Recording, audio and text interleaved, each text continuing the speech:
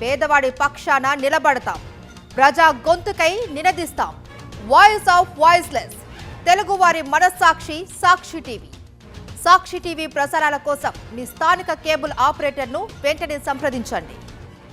అహ్మదాబాద్ విమాన ప్రమాద ఘటనకు సంబంధించిన కీలక విషయాలను వెల్లడించింది aircraft accident investigation bureau.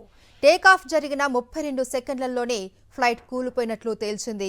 ఇంధన సరఫరా నిలిచిపోయి 2 ఇంజన్లు ఒకేసారి ఆగిపోవడం వల్లే ఈ ప్రమాదం జరిగిందని ప్రాథమిక నివేదికలో పొందుపరిచింది. అయితే ఫ్యూయల్ కట్ చేశారా లేక సాంకేతిక లోపంతో సరఫరా నిలిచిపోయిందా అన్నది తేలాల్సి ఉంది. జూన్ 12న లండన్ గాట్విక్ కు వెళ్తున్న బోయింగ్ 7878 డ్రీమ్ లైనర్ విమానం అహ్మదాబాద్ విమానాశ్రయం నుండి టేకాఫ్ అయిన కొన్ని సెకండ్లకే కూలిపోయింది. ఈ ఘటనలో 260 మంది ప్రాణాలు కోల్పోయారు. దీనిపై దర్యాప్తు జరిపిన ఏఏఐబి ప్రాథమిక నివేదిక విడుదల చేసింది. దీనికి సంబంధించి మరింత సమాచారాన్ని ఢిల్లీ నుంచి మా ప్రతినిధి వెంకటేష్ అందిస్తారు. లైవ్ లో వెంకటేష్. ఎయిర్ ఇండియా ప్రమాదం జరిగి ఈ రోజుకి సరిగ్గా నెల రోజులు. అహ్మదాబాద్ లో గత నెల జూన్ 12వ తేదీన ఎయిర్ ఇండియా బోయింగ్ విమానం కూలిపోయింది. సో సరిగ్గా నెల రోజుల తర్వాత దాని దర్యాప్తు జరిపి నివేదిక అందజేసింది ప్రభుత్వం. అందులో ప్రధానంగా 2 విషయాలు ఉన్నాయి. ఒకటి, సడన్ గా కట్ ఆఫ్ అయిపోయినటువంటి ఇంధనం కారణంగానే ఈ మొత్తం ప్రమాదం జరిగిందని నివేదిక తేల్చింది. అయితే ఎందుకు ఈ ఇంధనం కట్ ఆఫ్ అయిందనేది $1 మిలియన్ ప్రశ్నగా మిగిలిపోయింది. ఒక దశలో రన్ లో ఉన్నటువంటి సమయంలో ఆటోమేటిక్ గా ఎలా కట్ ఆఫ్ అయింది, దాని వెనుకున్నటువంటి కారణం పైన ఎలాంటి వివరాలను మాత్రం ఈ నివేదిక వెల్లడించలేదు. అది ఎందుకు కట్ ఆఫ్ అయిన వెంటనే పైలట్ మరొక పైలట్ ను అడిగాడు, ఎందుకు కట్ ఆఫ్ అయింది, ఎందుకు కట్ ఆఫ్ చేశావు అనేటువంటి ప్రశ్న అడిగారు. సో మొత్తానికి కాక్పిట్ లో మాత్రం ఒక కన్ఫ్యూజన్ మాత్రం మనకు స్పష్టంగా కనబడుతుంది.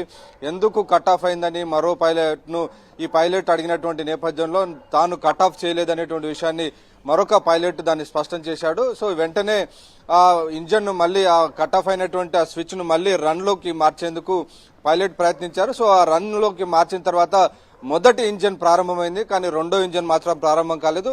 సో అప్పటికే ఆ విమానం కేవలం చాలా కొద్ది 600 అడుగుల ఎత్తులో మాత్రమే ఉంది. సో దాన్ని రికవర్ చేసేందుకు దాన్ని రెండో ఇంజన్ ను ప్రారంభించేందుకు ప్రయత్నం జరిగింది, కానీ ఆ ప్రయత్నం జరిగేలోపే విమానం కింద కూలిపోయినటువంటి పరిస్థితి. సో దాంతో విషాదం నెలకొంది. 260 మందికి పైగా ఈ ఘటనలో చనిపోయినటువంటి ఒక దిగ్భ్రాంతికర ఘటన దేశం మొత్తాన్ని కూడా తీవ్రంగా కలిచివేసినటువంటి పరిస్థితి.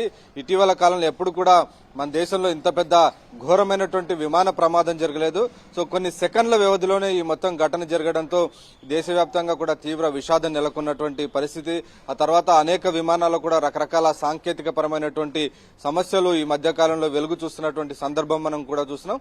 సో ఈ నేపథ్యంలో ప్రస్తుతం వచ్చినటువంటి నివేదిక కేవలం ప్రిలిమినరీ ఇన్వెస్టిగేషన్ రిపోర్ట్ గా చెప్తున్నారు. సో ప్రాథమిక దర్యాప్తు నివేదిక మాత్రమే. దీనిపైన ఇంకా లోతైనటువంటి దర్యాప్తు జరగాల్సినటువంటి అవసరం ఉందని AAIB air accident investigation bureau ఈరోజు వెల్లడించినటువంటి పరిస్థితి. మొత్తం 15 పేజీల నివేదికలో ప్రధానంగా ఈ ఘటనకు కారణం దానికి సంబంధించినటువంటి విషయాలు మాత్రమే కొన్ని 15 పేజీల్లో వెల్లడించారు. సో ప్రధానంగా ఇంజన్ కు ఏదైతే ఉందో ఇంజన్ కు సరఫరా చేసేటువంటి ఫ్యూయల్ కట్ ఆఫ్ అయినటువంటి కారణంగానే ఇంత పెద్ద ప్రమాదం జరిగింది. ఇది కట్ ఆఫ్ అయిన వెంబడే పక్కన ఉన్నటువంటి RAT అనేటువంటి ఒక విభాగం కూడా వెంటనే యాక్టివేట్ అయినటువంటి పరిస్థితి కూడా అందులో వెల్లడించినటువంటి పరిస్థితి. సో మొత్తానికి ఫుల్ ఇంజన్ ని మళ్లీ రన్ చేసేందుకు మళ్లీ స్టార్ట్ చేసేందుకు ప్రయత్నం జరిగింది.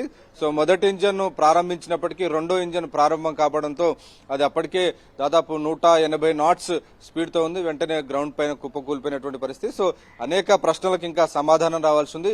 ఎందుకు విమానం పైకి వెళ్తున్నటువంటి దశలో సడన్ గా ఫ్యూయల్ కట్ ఆఫ్ అయింది, దీనికి సంబంధించినటువంటి ప్రశ్నకు సమాధానం మాత్రం నివేదికలో ఇంకా దొరకలేదు. Right, thank you Venkatesh.